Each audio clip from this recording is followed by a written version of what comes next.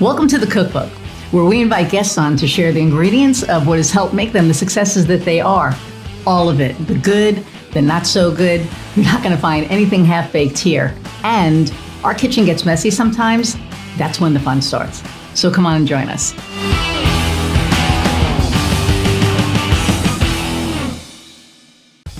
Hey everybody, and welcome to another episode of The Cookbook. I'm your host, Iris Goldfeder, and I am so excited for my guest today. So Julie Lord and I met through my wife, actually,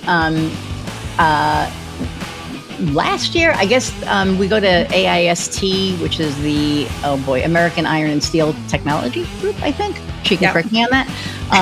And my wife and her met in Columbus. I won't say how, but they met in Columbus. And then just through this, serendipitous connection, we ended up meeting and kind of became fast friends. She's pretty amazing. And because of her, I'm going to be speaking at the Women in Steel Conference in Indianapolis. I'm so freaking excited about that. And she's owns her own business, like businesses, family business. There's like so many things, but I'm going to let Julie tell you about herself. So without further ado, click like, share, subscribe, leave a review, do all the things. There's like a little bell down there. I think if you click that, you subscribe. Do all those things. And then at the end of the episode, I'll probably remind you again. So without further ado, let's meet Julie. Hey. Hi. So I'm Julie Lord. I'm the president of FRC Global and All Therm. So I'm a woman in a refractory the refractory services company. So I'm selling different materials into the steel industry, which is a pretty unique place to be. Also a second generation family business. Yeah. And it was funny because when I was at AIST, I didn't expect to see I don't know what I expected. I saw your booth and I saw the people in your booth and I was watching you like meeting with people. And it was just really cool because AIST is this huge conference and it's like people from all over the world and they come. And, Julie's company was one of the booths there. And I don't think people realize that, the different business that you'll have meetings there. Like, you meet with other people, in your booth and like other areas, and your team, seeing your team, I thought was, pretty cool. What, I don't want this to be like all, I'm trying to think of this. You just bought another company like in Indiana, which I think is like amazing. So, we'll talk about FRC Global. I know it's refractory, but some people listening to this don't understand like the steel industry. So explain that a little bit, and then we'll talk about other stuff. Yeah. So refractories are ceramic materials that you use in different processing of any metal material. It doesn't have to be steel. It can be aluminum or any non-ferrous material. And essentially, you need it to keep heat where you would like the heat to be. And so refractory materials, it's a really, really broad, really broad materials. And essentially you can't make any metal without it. And so it's an essential piece to metal manufacturing here in the United States as well as globally. That is so cool. And then I know we're talking metal, but I'm going to hit women in steel for a minute. Yeah. Because I know that there was you guys had a meeting there that I wasn't able to make because we had just gotten in. But let's talk about women in the steel industry for a minute, because holy crap, that's and it was so funny. So I'm going to be speaking at the conference in September. And I did my presentation already because for those of you who don't know me well, I think a lot of you do at this point, I like to be prepared and not, not over prepared. It's not for 3 months. But I started thinking about it because it was something that I'm familiar with only because my wife works in steel. So I did this presentation and it was like, as I always talk about authenticity. So it was about being your authentic self, in the steel industry as a woman. so I showed it to Julie, and she was like, I'm going to put a focus group together for you. And then I was speaking to some other people, and my wife's experience isn't the same as everybody else's. And then the thing that blew my mind was usually Heather and I go, ourselves. And so all of the vendors want to talk to Heather, right? Because she's, well, I don't care, Nucor, and everybody wants to talk to somebody from Nucor, and they see her and, her position. This year we went with a guy, and it was Mike, and Mike was like 6'5" or something ridiculous. And all of the vendors gravitated toward him. And the first time it happened, I literally was like, fuck this, you're not talking to him, let's go. And she's like, it doesn't work like that. And I was like, this never happened to us before. And she's like, it's Mike. And Mike literally had to say, you need to talk about Heather. And then they were nice to her. And I was so pissed because I never saw that before. And then I was like, okay, the universe put me here this year and put you there this year and had me do this so that I would really see things from like a completely different perspective. And it was just completely different. What the hell? Yeah. I mean, I think first I'd like to say that the industry has come a significant way as far as diversity at both the supplier side and at the steel mills.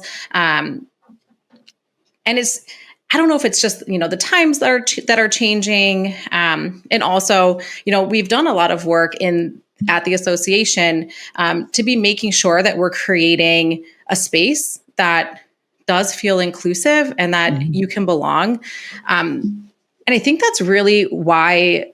So my backstory is the Women in Steel did not exist. That initiative did not exist.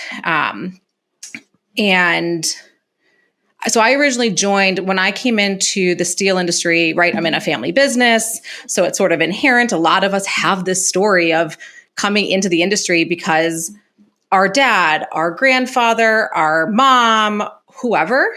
And so you end up, you're in this industry, you go to your first conference, and I remember being really, really, I don't know if like lonely is the right word, but I felt awkward. I didn't know, where my community was within this huge conference. I mean, I think there's over 8,000 people that attend this. It's huge. It's huge. It's pretty big. I mean, the steel industry, it's really big and also can be really small. So, and I was 22 or 23 and being like, well, where do I, like, how do I start meeting people in the industry that at the time I was young, I was female, I didn't know kind of where to find my people. And I felt inexperienced. I didn't have the confidence yet to just start walking up to people. And now it's a whole different story. Yeah, now it's a whole different story. But at the time, so they first launched a young professionals group. And that's how this kind of started. And that's when I started meeting people that were in the kind of the same world that I was in. Was like, hey, I just joined the industry. I don't know anybody. And you work over here and I work over here. And then from there, the Women in Steel initiative got started, and it was kind of a spinoff. And we would do a 2-hour workshop before the AIS Tech. Did you start it? I did not start it, but I was one of the very first people in the first 50-person room for the Women in Steel. We call them like a workshop that was sort of happening ahead of the show. And that's when, the people at AIST, Stacy, she was like, hey, we might have this idea of like to do this conference. And so there was a group of us that got brought in with basically this brainstorm idea to put this conference together. And now we're going to go into our 3rd year, and it keeps growing. The first year, I want to say, and correct, my numbers might be a little off, but we had around 280 people attend. Last year, we had over 500, and we're expecting over 700 people to attend this year. And while it started as a pilot, it does show that there's a need to create different sorts of communities, even within our industry. Yeah. So Yeah. And I think that, women and, the steel industry, it's funny. So I had a chat with GPT. I had a chat with Chat GPT. I have my Yeah. chat very, it's very, intentional. I have a kind of specialized for myself. It knows you. And it very well. It knows you now. It knows me really well. I'll say like, hey, I want to write this email, so here's what I've written. I think it's in my voice, but can you help me out here? And it knows my voice better than me. I'm like, okay, that's a little scary. But I think that like the thing for me was, and I did it when we came back from Nashville. I said, okay, I call her Cara. I said, all right, Cara. So here I am at AIST where, when it was just Heather and I, people would, just want to gravitate toward her because of where she works, because of the title of, who she is, where she works, blah, blah, blah. And Mike was with us. What do you think happened? And it literally was like, oh, I guarantee that they all started talking to Mike because Mike is a male and it's the steel industry and the steel industry is geared toward men, blah, blah, blah, blah, blah. And I said, so I'm speaking to the Women in Steel conference. And I said, I did this presentation that I'm going to redo. I said, because of, what you just said. And she was like, well, that it's evolving. That things are changing. And I was just like, okay, you're scaring me now, right? It was just like, holy shit. But what really gets me, I think, is that, so my wife's position, right? When she first got it, she was supervising guys that have been in the industry for 40 years. Yep. Right. And here's this, 30 plus year old saying, okay, so this is how we're going to do things. And at first they were like, what?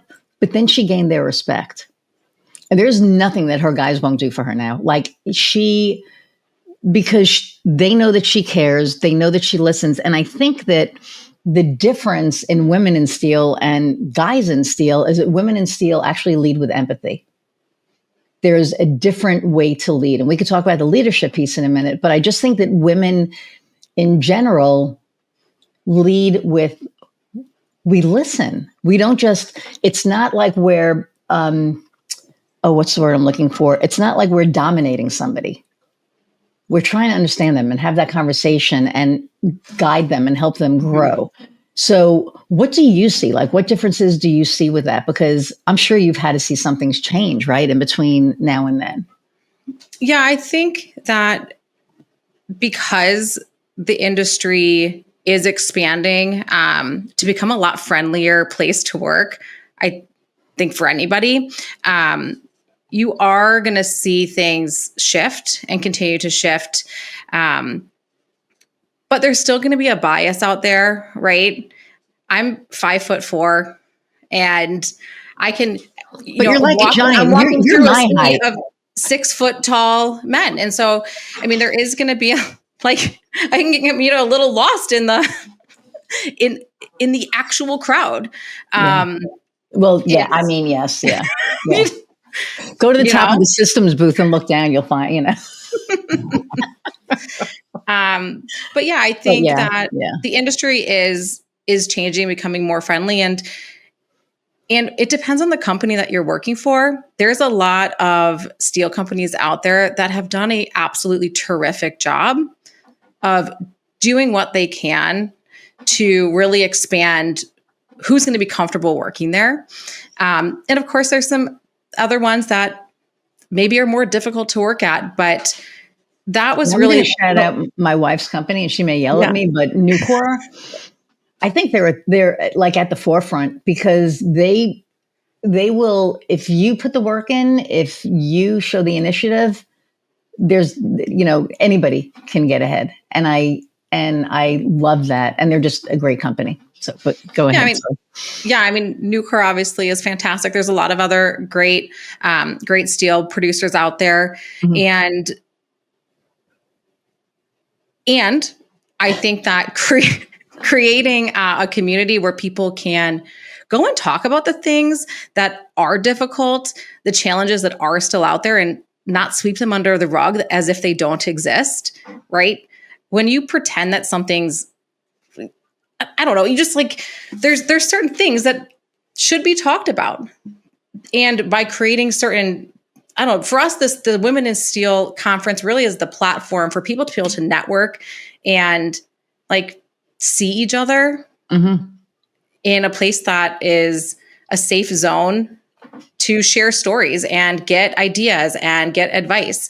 And also growth opportunities, right? Yeah. It's all about building confidence in yourself as a leader, as you're a shop floor manager, or you're just starting out and you don't have a management position, and how to be a leader to yourself, right? Yeah, and that's where the authenticity. That's where I think the authenticity thing is gonna. I'm gonna send that to you. Yeah, we'll talk about that. But it's so important to me because I feel that for women in general, we've been told to be small for so long. And in an industry like this, I know you're laughing. You're like, haha, it's still going to change. But it's like it's like showing up authentic. I really believe that helps more than it hurts, because I think that if we allow ourselves to be made small, then people aren't going to see the growth, and they're not going to see the equality in it, right? They're going to be like, oh, well, you're still playing small because that's who you are. And it's like, no, screw that. I don't want to play small anymore. So how do you do that and not, I hate the word bitch, but it's like people are like, oh, well, if you're too strong, you're a bitch. It's like, no, screw that. If you're strong, you're a strong woman. If you're a strong guy, you're not a dick. You're a strong guy. I mean, some guys, dicks, but so like, how do you, see, yeah, you're going, yeah, because that's why I'm kind of going. I think it depends on your personality too, right? I have never been great at being quiet. I can't imagine. You're like me. I'd be like, what? Yeah, I can't even. But I will say that there was a time in my life that I felt that I had to change who I was at my core to fit whatever narrative was around me at the time. And then I think as you grow into your own, you realize that that's all complete bullshit that you don't need to carry with you. Right. And now it's like, I don't know, for me, I had a really, really, and I can remember very vividly, which is, like my middle school years, to be honest with you, were awful, right? I think they're awful for a lot of people, but I felt really, disconnected to people as somebody who loves connection, and I love being with people, and I just was awkward, and I didn't know how to kind of make those friends and deep connections that I wanted to, kind of in that 4th, 5th, 6th grade version of myself. And I think that's where, for me, at least, a lot of the passion of creating space for people to be themselves, figure themselves out in a place that makes sense for them. And so as I've walked through my adulthood, realizing that I become really out of integrity with myself when I'm not connected to community, and also not helping other people get connected into a community. Mm-hmm. So, and I just think that there's a lot of value in that. And whether people understand the Women in Steel initiative, or it doesn't have to be gender based. It can be any sort of community. It could be your church community. It could be your kid's school parent community. I think there's so much value in that connection outside of yourself. I think community in general, right? Like a place of belonging, a sense of belonging. Right. And I think that's where a lot of my passion projects end up being, is like how to create space for other people so that they never have to feel lonely like I did in my 4th, 5th, 6th grade self. I think when you think about your past, a lot of those, I don't like call it traumas, but like a lot of what really creates you and happens in those years, right? Of like up to age maybe 10 or so. Yeah. It's not trauma. I mean, it's what we're, and it can be trauma. I mean, for me, it was definitely It can trauma. be, right. It can be Right. I totally mean, for trauma. me, 100% it was trauma. But I think that those are our formative years, I think from like 1 to 7. And, the things that happen to us in that time is what dictates how we respond as an adult until we figure out that that's what dictates, how we are as an adult. And that takes work. I mean, it takes work. So, well, now it's a superpower of mine, right? Which is I love connecting with people and talking to you and talking to whoever shows up at wherever I am. I always feel like I can find somebody to talk to about mostly anything. Oh, I'm 100%. And it was funny because when she came last year, when she came back up to the room after talking to you, she was like, too bad you were overserved Sunday because you would have had a ball. I mean, and it wasn't that I was overserved. I think I ate something weird and it just killed me. Like I couldn't even think of alcohol for the rest of it. Being at a conference is difficult. You're at so many different places for meals. You're not eating at home. Yeah, no, it was like our first night. And I had 2 glasses of wine and anybody who knows, like my friends who know me know I do not drink like that. So I had like 2 glasses of wine and then they were like, oh, try this espresso martini. And I was like, great. And then we had this like piece of cake with it. And I think it was like old because like I was eating it going, man, this doesn't taste right. Why am I still eating it? And then that was it. I was like, dumbass, I shouldn't have eaten that. But everything happens for a reason. So, but this year it was really interesting because it was in Nashville and I love Nashville. And we just couldn't like after hours, we just couldn't connect because like the vendors, took us to these places. And by the time it was done, it was like so late. And I think the last night, we were at Eddie V's until like we closed it. Like we literally closed it. And I was like, oh, okay. But there was so much food that we couldn't just sit there and, but okay. So let's talk about, good Lord. So you just purchased this. First off, how many companies do you own? So right now we have our core family business, which is FRC Global. And we just bought a manufacturing facility in Indiana called Alltherm. Okay. So talk about that. Talk about so was it always a family business? Like, have you taken it over or Yeah. So I'm happy to tell you kind of our history. Yeah. So my father started the business in the early 90s, and he started the business as a need, as what he thought was a need in the market to be able to bring in imported refractory materials into the steel industry. He originally started out working at U.S. Steel. And so he was the very first person to ever import refractories from China in the early 90s and spent many, many months at a time over in China developing our products. Wow. And that's how the business started. Obviously, as anything, our businesses evolve. Sure. And so I jumped into the business with him 15 years ago, and we've been kind of rocking and rolling ever since. In 2021, my sisters and I together purchased the business. So that was a very, very big, 2 feet in and signing over, everything that it takes to buy a business.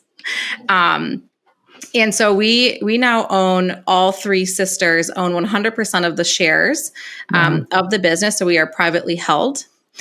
And yeah, so that's FRC. Alltherm was the second acquisition that we had done. The first one we had done, it was a joint venture. And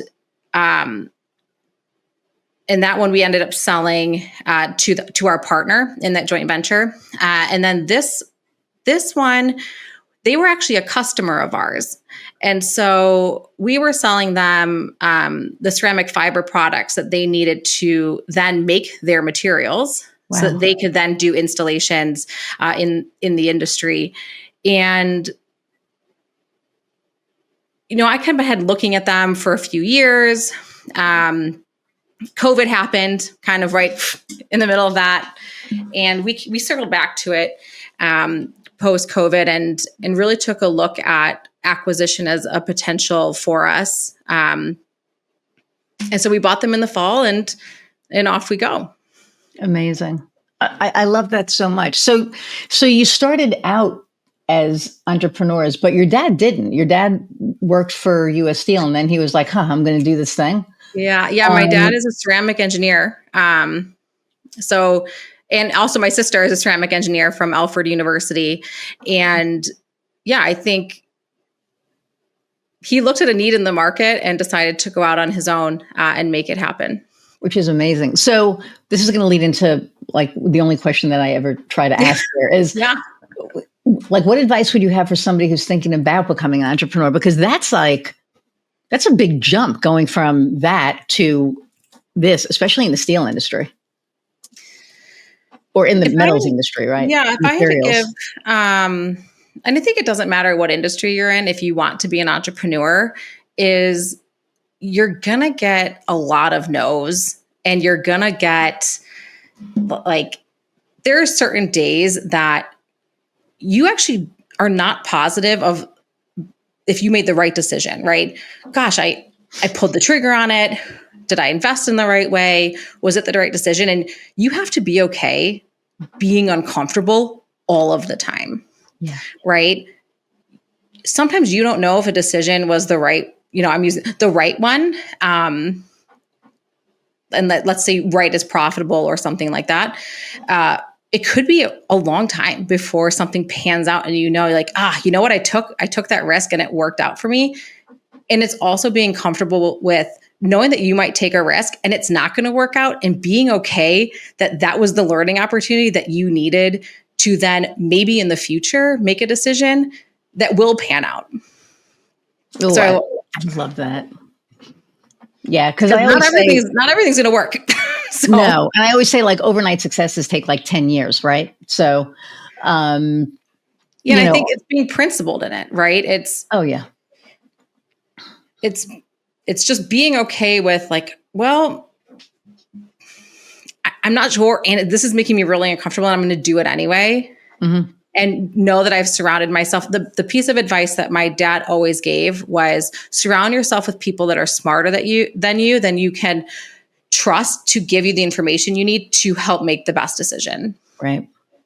Yeah, 100%. And be able to let that piece go, right? Because it's so hard. So I have somebody who's my right hand now, and it's still hard. She's like, oh my God, stop, let me do it. And I'm like, I am. She's like, no, you're not. Stop. I'm like, I'm sorry, I'm trying. It's like, when I send out proposal emails, right? It's hilarious. I go like this. Okay, it's out there. And it's like letting it go and putting it out into the ether. And it's the same thing with her. She's extremely capable. She's extremely smart. And she like yells at me all the time. Yeah. She's like, let me do this for you. And I'm like, okay, fine. So, but when you get those exceptional people on your team, it makes such a huge difference. I came right from my marketing team call before I jumped onto this with you. Oh. And by the way, marketing was something that was really hard for me to give up because I'm a marketer, right? I know, which was what we were talking about. Right? Like, so somebody that's a marketer and I'm like, you know what? Realizing that I might be a marketer at heart, but I'm not in it on the day-to-day anymore to stay up with all of the trends. You're the owner. Realizing that I have to let that go to somebody else because it's not my focus anymore. It's part of being in business is understanding your baseline marketing. But like, I'm not keeping up on the different trends and walking into my analytics and analyzing that every single day. Like, that's no longer my day-to-day job, right. But it was for a long time. And so that was a piece that I was like, okay, I don't need to hold this anymore. And I have somebody who's excellent holding it. Yeah. So I totally get that. It's so hard. It's still hard today, even though I've been in practice with that for a long time. Yeah. So. And I remember when we were at the at the convention, and you were having like new brochures made up, and that one guy had to point out, and that there was a mistake, and I'm like, why would you do that? Like, what, and I was like, I hope you feel better about yourself. Like, I didn't say it, but part of me was just like, I really hope that makes you feel better about yourself, because it was just like one of those dumb things. But as a marketer, I was also sitting there going, was there a mistake? Do you need help? Because of course I want to just like jump in and help, because that's just like my nature. And you're like, no, we've got this. That like everything is being redone. He just didn't need to do that. And I was like, son of a, because people just do that. But the funny thing for me is, so when we get done with this, I'm going to, record video for social content. Cause we do, like we have a package that we offer people, every, quarter. We record, like 10 or probably like around up to like 10 videos so that they can use it for content. And then we do the transcripts, and, this way they have the transcripts, and they can make, more posts and more content. And we do this for us. And usually I'm really ready for it, right? I'm like, I know what I'm going to talk about.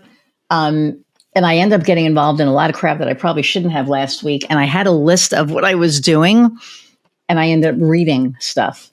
And so we did all the video, and I was like, I'm reading. I don't read. Like, why am I reading? Why am I doing, this thing? And again, it was like, okay, because I didn't let something go. I wasn't prepared to do what I needed to do. It looked like crap. So now we're going to like redo it today. And I think it's when we let ourselves, even saying let go is like, when we let ourselves let go, it opens up so much more time for us to do the things that we need to do, that are important for, us to do in our role.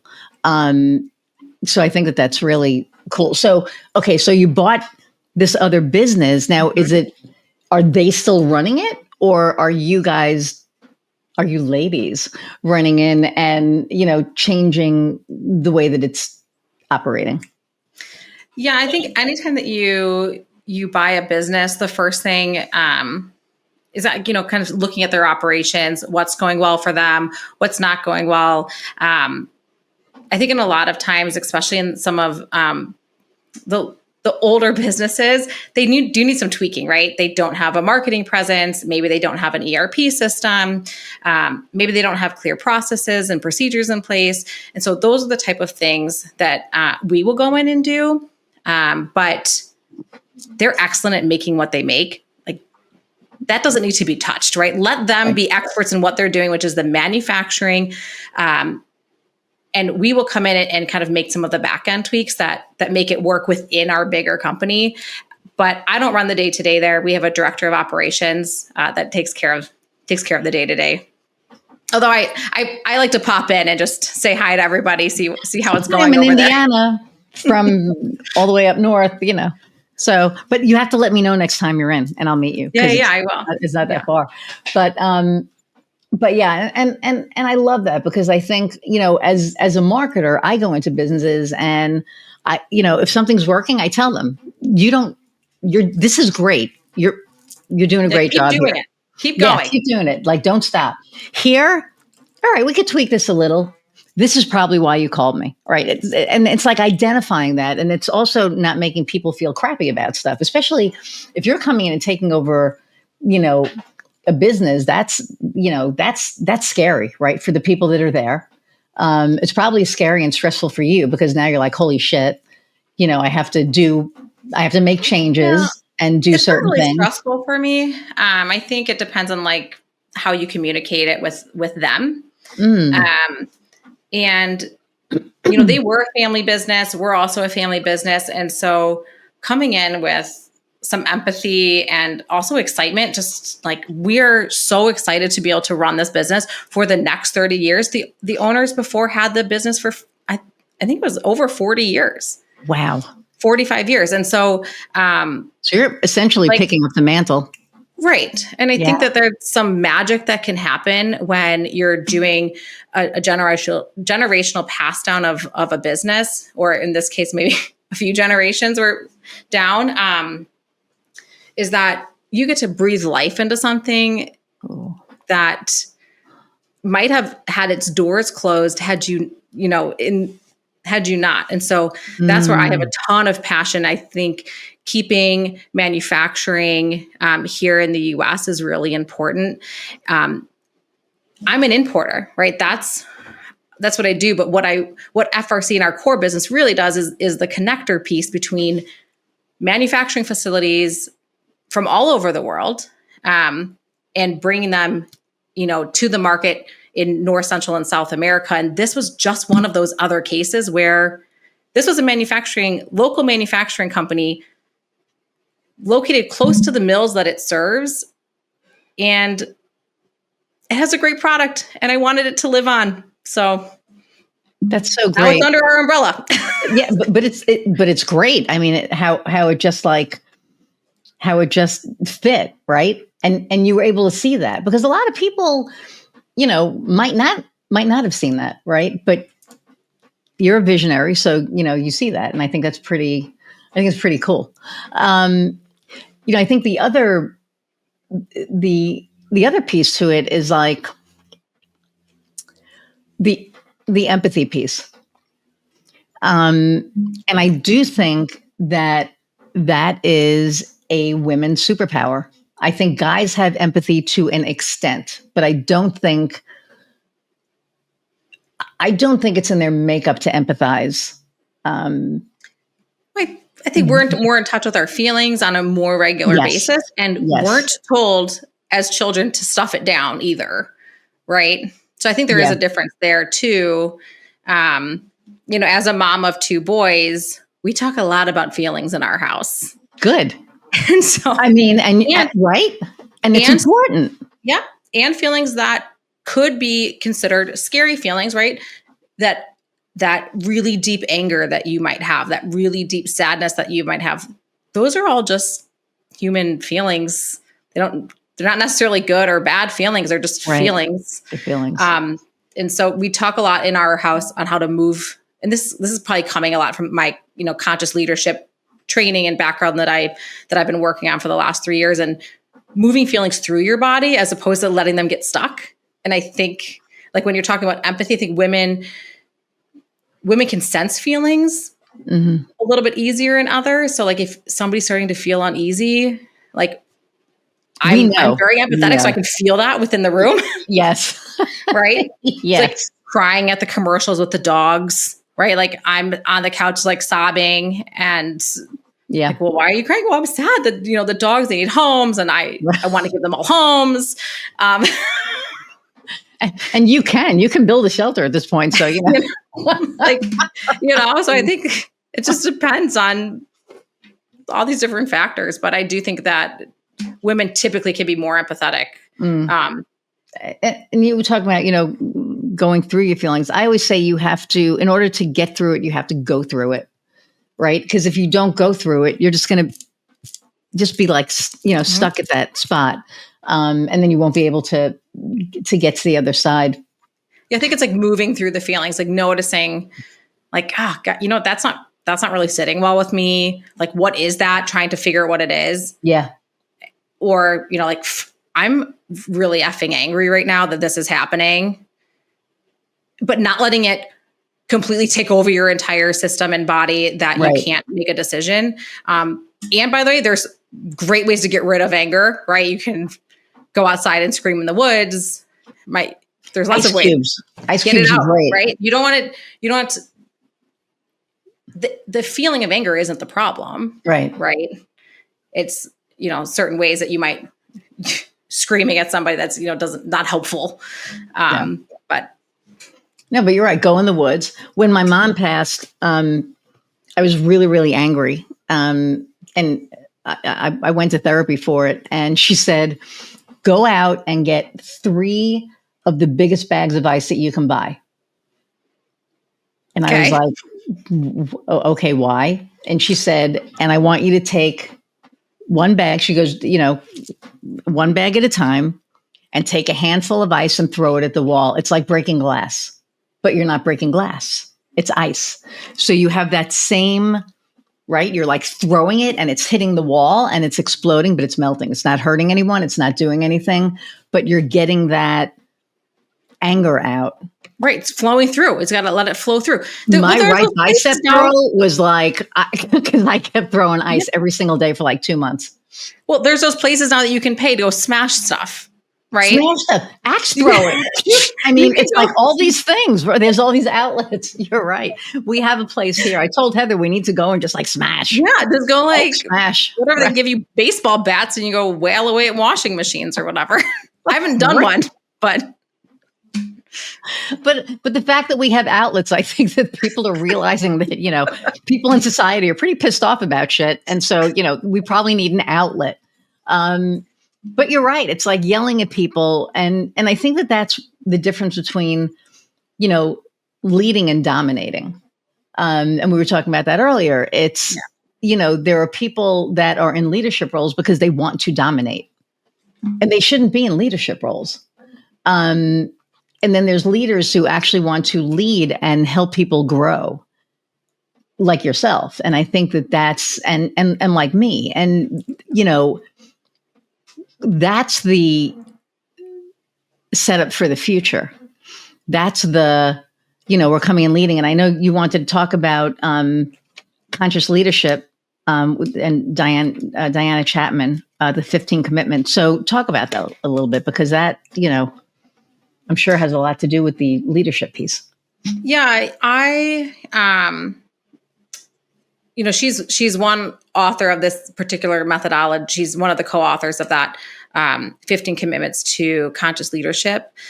But you know, she has her methodologies. There's so many other types of methodologies out there of different leadership styles. You know, people have talked about servant leadership. And it's really figuring out what works for you and what aligns with you personally. Mm-hmm. And so, you know, I've been studying some of these conscious leadership methodologies for the last several years. And a lot of the time, you know, working with understanding where your integrity pieces are, where your energy sits, helps, at least for me, figure out what's working for me as a leader and what isn't, mm-hmm. both for myself and with my team. Because at the end of the day, you're only a leader of something when you have working with other people. So you have to understand yourself at a deep level to be able to connect with the people around you that are working with you. And so I, you know, really over the last, you know, several years, I've been working on curiosity over certainty, grace, and figuring out really what's working for me as a leader. I took a role from my father, right? And so like I took his role, and he's now in a different role. He's in the strategy officer role. But when I took over, there was a lot of moments where I was trying to emulate his leadership style, and it wasn't authentic to me. Right. Right. Like that wasn't working for me. And I was trying to figure out what does work for me in this new position. And people can tell when you're not authentic, right? Like trying to copy somebody else isn't going to work. No. So you have to figure out what works for you. And so for me, it was digging into some of these methodologies and checking in with myself. Like, you know what? I'm noticing that I'm having some, you know, I'm ignoring this problem because I just don't want to get to it. It doesn't feel like it's something that, I don't know, it's too big, it's too sticky, and being like, but it's also not settling with me. So what is that about me that, you know, so, you know, practicing, I'm not going to let that sit. Mm-hmm. I'm picking up the phone call. I didn't like the way that email tone was. I'm going to pick the phone call up. But noticing, you have to be enough in tune with yourself to notice what the actual issue is in yourself. Right. They're on my own feelings, to be able to, you know, effectively communicate with other people where you're at and why. And a lot of times it's getting into what their root causes too, and going from there. So yeah, leadership is being with people and being able to connect with them in a way that is authentic for the both of you. Mm-hmm. I have, so my right hand is my OBM, and she has other clients. And she, always says that she appreciates me because I'm very, we'll say, empathetic, understanding. If she messes something up, I don't berate her. I just kind of go, I'll be like, hey, so this thing here, we maybe should have done it like this. Or I'll say, how do you think we could have done this better? Because you want to empower people, right? Right. And I think that for me, I had so many bad bosses, and I call them bosses because they were awful. They were assholes. They were mean. I think we've all had a boss like that at some point. Right. One guy yelled all the time. And I'm like, what? In front of clients. I'm like, what is wrong with you? Oh God. Anyway, so, and I vowed never to do that. I vowed that if there was ever an issue, A, I would never call anybody out in front of anybody. And B, I would always put that ball in their court and say, what do you think you can do to make this better? How can you grow through this experience? And for me, that's everything. If I can give somebody the tool that will help them grow to their next level, my job's done. I mean, I have my job, but like but as far as helping people, grow, I've been doing mindfulness for 5 years, and thank God for mindfulness. You talk about getting angry with something and then, holding on to it. Mindfulness has let me give something 90 seconds and then it's gone. And if I need to give it more time, I will. But I choose. The anger doesn't choose for me. I choose for it. And it's been such a game changer because it kind of helps put me in check, where she did something like, I don't know, a month ago. And I was like, oh my God. And I was like, okay, breathe, sit with it, and then have the conversation. And she got a little defensive, and I was like, this is not for you to get defensive. I am not yelling at you. This should be done, a little bit differently. So how do you think it should be done? And she was just like, oh. That was with Heather? No, my wife, are you crazy? No, I was like, could you picture? No, my wife is like, okay. She'll be like, no, Heather will be like, what the fuck is wrong with you? Like, why did you do that? Like, so when we first got together, it was so funny. She was very quiet. Like, she would keep everything inside. And I was like, you have to, if something's bothering you, you need to let it out. You can't keep it in. And I remember one day, filter gone. There's no filter with her anymore. And I finally was like last week, because something happened like last week or the week before. And I was like, you can use a little bit of a filter. I mean, I use a filter. So you can apply a little bit of a filter. And she was like, yeah, you're probably right. Yeah. But well, that's marriage, right? I mean, it's so funny, but I'm like so much more careful, about her stuff. And I'll be like, I don't want to piss her. And then finally, I think I said something. I don't remember when it was. It wasn't too long ago.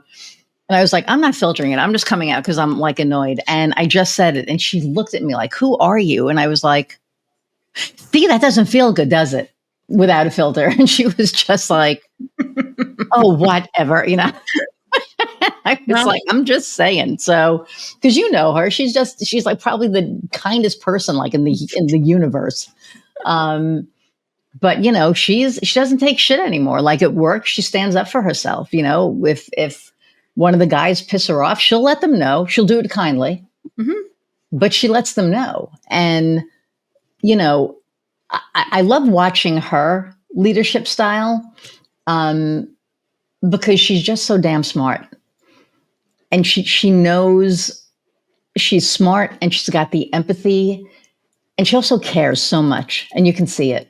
Yeah. And that's not just because she's my wife. It's like if I would watch anybody who leads like her, I would be like, oh, that's so awesome. And because it's her, I'm like, oh, that's so awesome. But she's a pretty incredible human. Well, I met her before I met you. I know.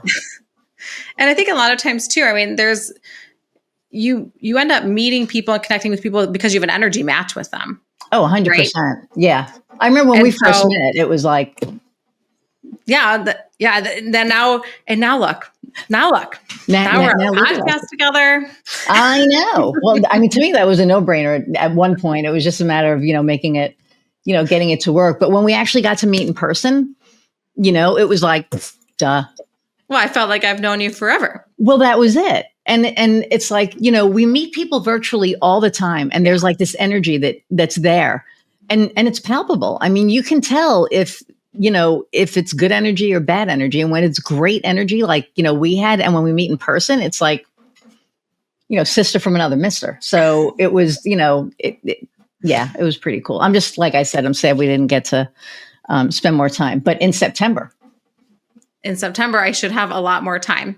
And I'm going to be taking, I think that like the day before, I may actually stay over the night before, even though I'm an hour away. I think I'm coming. I'll probably come in the day before too. Okay. I'm an hour away. So I'll just stay in Indy. So I'll stay at are you staying at the hotel? Yeah. Or a different hotel? Okay. Yeah. So I'll figure that out. But as we make our plans live. But I'm really excited to get to speak to these women, because I feel that first off, I'm excited about the whole karaoke thing. I remember I went over to Danielle and I said, "So do you need the walk-on song?" She goes, "We're starting that this year." And I was like, "I'm just going to sing mine." And she was like, "Really?" I went, "Yeah, just set up karaoke. I'm good." And be authentically you. 100%. Karaoke's it. Show up with karaoke. Right. And it's like, I sing, and my band is like dying because we sing the middle every week at rehearsal. I'm like, come on, we need to, like, I want this memorized, but everybody loves the song. So we play the song out all the time. We played it out Saturday and everybody went insane. And I was just like, yeah, okay, this is going to be good. So I can't wait. And I know it's going to be over before I know it. And then I'm going to be sad. So like, I'm just looking forward to all the things, but I really want people to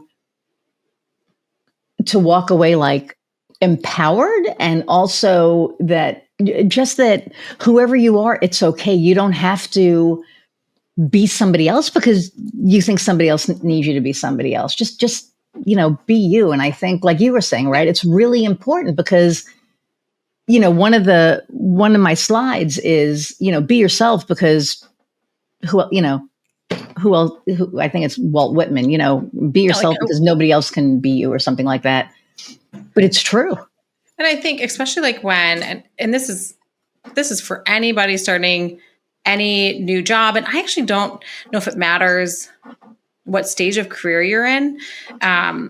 There's always that feeling of, am I enough? Do I know enough? Will they, accept me for who I am in this particular venue? I had a lot of practice at starting over. I was a military spouse for 10 years, still married to my husband. He's still in the reserves. But because of that, so in my 20s, we just moved all of the time. And so you basically had a chance of like restarting yourself over and over and over again. And, I got a lot of reps in of being like, well, and I think every time like you move to a different place, you're like, oh, you don't have to make new friends, but I made new friends, right? I have to make new friends. I have to get into community with wherever I am located in this particular year or two. And I think when you're in your 20s, you're trying to like go to other people's expectations of you, or you could be. And also probably, I don't know, I'm now in my 30s, but I just sort of gave up on like the bullshit of like, oh my gosh, I have to find people that will like me, as opposed to be like, well, I like myself. And yeah, if you don't, people will either gravitate towards me or they won't. And those are my people, not the version of myself that I'm trying to be to fit in, or whatever that is. Well, and I think that's it. It's like I told you, I had a coach who told me to be less me, and and I did. Well, I didn't, because I'm in Indiana. I'm from New York. and he's like, you're an extrovert and they're introverts. So you have to, kind of play on their field. And I did. And I got clients, but like the first F-bomb I dropped, it was like, and they knew me. They knew that I cursed in the networking group. They knew, who I was. So why did they think working with me was going to be different? Right. And then I realized, I was like, no, this is wrong. So, the clients weren't right for me. I wasn't right for them. I fired my coach. And then I was like, okay. And then I was like, I needed to do that inner work. I really needed to figure out, okay, who really am I? Because, living in Indiana and, doing all the things that I've been doing, it's like, I think I got lost somewhere along the way. And when I finally did the work and I realized who I was and I realized that I'm pretty fucking awesome, it was like, yes, okay, these are the people that I need to attract. And when you are your authentic self, you attract the people that want to work with you, not with the fake you. And that was the biggest difference for me. It was like, okay, that's my website is like all my little face now, because, it was like, you need to make it about you. And I was like, I don't want to do that. But I get so many clients because they see the website. Like I'm in the process of having the copy redone to talk more about results and stuff, not just about me. All my reviews are about me. And finally I was like, can you just talk about the results so that people know that, I may be awesome, but you actually get results when you work with me? Because it was really important. To get that out there, but it's just being authentic brings the right people in your orbit, and so I think that's huge. So, and that's what I really want to kind of, I think. And then you feel better about so many other parts of your world, right? When you live in integrity with yourself, right? That's being authentic to who you are, setting the boundaries that feel good to you. Then you really start getting into like your flow state, right? Where like you get to create the life that you want to want to live. And you get to live in this, you get to create the life, by me instead of to me, right? And that's a conscious leadership, idea, which is, you can live in life is happening to me state. And that does not feel as nearly as good as life is happening by me and through me, because, but you can only get there if you're in flow, right? Right. And in integrity with yourself. And it could be like, by the way, these are all practices, and you're still working on mindfulness practices. There's not a perfection in this. There are certainly times where I am living in a to me mindset, right? Oh my, right? The tariffs, these are happening to me, right? As opposed to like, those just happen to be happening. And I get to go create opportunities over here. Like, I don't have control over those. No. And I can sit in victimness and gosh, these are happening to me and it's difficult. Or I can come over here and say, well, what's next? Yeah. Yes. And I used to be like, I have to do this. I have to. And I have a list up here that I love that I get to do this. I get to help people. I get to help people's business grow. I get to run my business on my own terms. I get to instead of I have to. And that mindset shift was like, whoa, it completely changed everything, because then you're excited about it because you get to do these things instead of like having to do these things. Right. So I think it's like the same. I think it's the same concept, right? 100%. Yeah. You get to, through your own, but these are free things. These are free tools. Through a simple word change or thought pattern change, you really get to create something that's totally different than what you were living. Yeah. So. Mindset is I'll tell you a quick story. So my birthday was, I don't know, like on the 31st in May. And a month before, Heather came up to me and she was like, ooh, Candace Parker is going to be signing books and doing all this stuff up in Chicago. And I was like, great, when is it? And she's like, on your birthday. And I was like, okay, cool. Whatever. Like I didn't think twice about it. I woke up so cranky and I didn't know why. And I was cranky and I was like, and then of course, when you wake up cranky, everything that can go wrong goes wrong. You walk into the bathroom door and you stub your toe and like all the things to piss you off even more. And we got in the car and we were getting ready to leave. And I was just like mad. And in my head, I was like, but this is important to her. Well, the universe is really weird. My contact tore in my eye.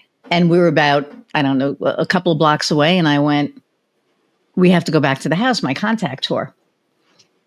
And she was like, we don't have to go if you don't want to. And I was like, no, we're going. But like literally my contact lens just tore. I have to put a new one in because I wear daily lenses. Can't see. So I came home and I went into the bathroom and I got my lens and I went, okay, you're being an asshole. Stop. Yes, it's your birthday. Big deal. It's another day, right? This is really important to her. She was really excited about it. This isn't about you today. It's about her. So and I completely changed my mindset. And I put my new contact in, grabbed a couple others just in case, right? And then got in the car and, we're driving down, we get to the end of the subdivision. And she's like, we really don't need to go. I said, no, we're going and we're going to have a great fucking time. And she was just like, okay. Yeah. And we went and we had a great time and we're sitting there and I was like, man, I wonder if we can make it back to the restaurant because I have like one of my favorite restaurants here in time to have birthday dinner. And I called up the owner and she was like, yeah, absolutely. So we got to do what she wanted to do. I had fun doing what she did.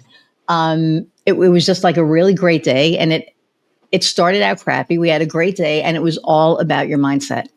And what people don't realize is that it's so easy to change that. It's so easy. And you're right, from it happening to you to, you doing it. Because as soon as I was like, this is her day.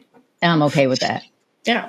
It changed the whole day and it changed my whole attitude. And, and she knew it. And I told her, I said, man, I woke up not in a good mood. She was like, no shit. Really? She's like, I can tell all day. No, not all day. The first 15 minutes when we left. So it was in the morning. What? Oh, the concert was in the morning or No, so we live about 2 hours from Chicago. Oh yeah. So it was in Chicago and it was I think it was at like 3:00. So we left at like 11 to get up there and all that. So it was enough time for things to go wrong. So to tell everything else then off. it snowballs. And then, but then it went great. So I think too, like one of the things like with my, at least with my kids, it's, hey, you know what, whether it was maybe a whole day that was bad or like, hey, you know what, we get to go to bed and we get to have another day tomorrow and we get to see what happens then. Right. You're such a good mom. You are. I mean, there's a lot of parents that don't do that. Thank you. Yeah. Or even like in the moment, right? Like there are still mornings where I feel like I must ask somebody put their shoes on, get your backpack, get your shoes. We have to go. Then all of a sudden, I'll get into the car and I'm going, well, I'm already flustered in the beginning of the day. They must feel, I'm looking behind me, right? They're both behind me in car seats. They must also be flustered because I just spent the last 15 minutes trying to get them out the door. Totally, unconscious behavior of get your shoes. We have to go. Does it matter if they're really 5 minutes late? Probably not. Right. But, and like just pausing in the driveway and being like, hey, you know what? Yuck. Like that did not feel good for me. I can tell it probably didn't feel good for you. And so we started doing this practice of, now they're a little bit older, but especially when they were little, taking the yucky feeling and just throwing it out of the car windows. Right. As a physical movement, like let's get rid like that. You know what? That was yucky, but we don't have to carry that throughout the whole day. Like, let's get rid of that. I'm going to do that with Heather next time. Yeah. Get rid of your yuck. Totally. Right. Get rid of the Throw yuck. it out the window. That's amazing. That's so good though, because see, man, if more parents were like you, we probably wouldn't be in the shit that we're in right now. Because, I think that a lot of kids get the energy, from their parents. Yeah. And, when you are not in a healthy household where, the parent doesn't know how to and what to do with those feelings, they get thrown on you. And that's why there's a lot of angry people, I think, right now. But you're still going to have those feelings. I mean, I think even when you're You always going to have moments as a parent that you're going to do with just them. lose it, Yeah. right? You're going to have those moments, but I think it's going back to your kid. Hey, you know what? I got really upset there, and I didn't like the way that made me feel, and I'm, and kind of working it through. And then again, it's let's try to reset, especially before school. Like, I don't want them to be carrying out that anxious. By the way, it's my anxious energy about my idea of being late. Right. They don't care if, right? But that's still your conscious leadership, right? And with the kids.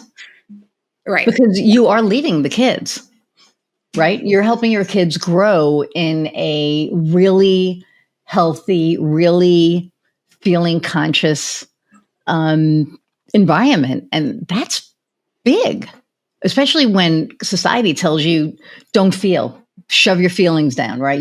Don't just suck it up. Not anymore. Not anymore. And I love that you're doing that. I think that's amazing. Yeah. You need to write a book.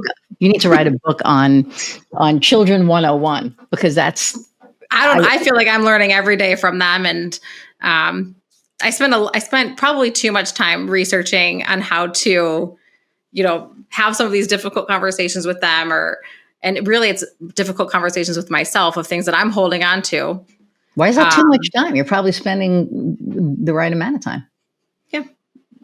Right? So we'll see. I'm just kidding. I'm sure. No, I know. Sure.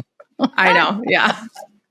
Well, thank you. We're over an hour, which I knew was going to be easy for us to do. Easy. Is there anything that you want the audience to know about, because you never know who's going to be listening to this, like about FRC Global, about, your other company, or just about in general? Yeah, I think in general. I think it's taking the time, figure out who your people are. Don't dim your light, be yourself. And if you wanted to take the leap into entrepreneurship, you totally, totally should. And you will learn more about yourself through an entrepreneurial journey than you will doing anything else. I say all the time, if you really want to get to know yourself, become an entrepreneur.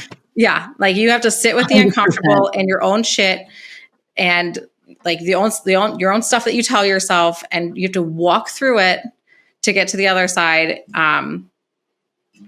But it's a journey worth having if you're willing to take the steps and be willing to get uncomfortable and push through. Right. Yeah. It's constant, like, okay, well, keep going. And you have to be okay with that. But the journey is worth it if you're passionate about it. So there you go. All right. The last question I ask all my guests is, what lights your fire? I mean, I think we've talked about it really a lot today, is creating space for people to feel their most authentic self within a community, right? So I love creating space for people to come together, whether it's, working with AIST to build this conference out, whether it's through just having 4 people out to lunch and creating a group of people that maybe they wouldn't have met otherwise, and see if, there's anything there, and just having different conversations. And I think that's where I like to be. And I'm always looking forward to meeting new people. That's amazing. Okay, hang on. I'm going to say goodbye to everyone. Thank you so much for taking time out of your day. And thank Dareth, because she was like, I like getting her out of here by 5. So, but hang on, I'll be right back. Everybody, thank you so much for hanging out an hour plus again. Don't forget to click on like, share, subscribe, download, review. Let us know what nuggets you've gleaned from this conversation. I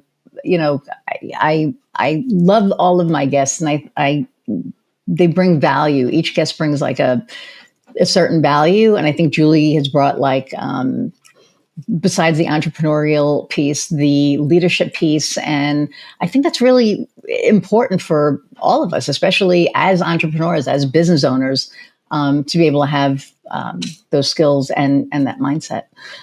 So thank you all again for hanging out and letting me get to do this. This is like, again, my passion project. And until next time, go out and find what lights your fire. See ya.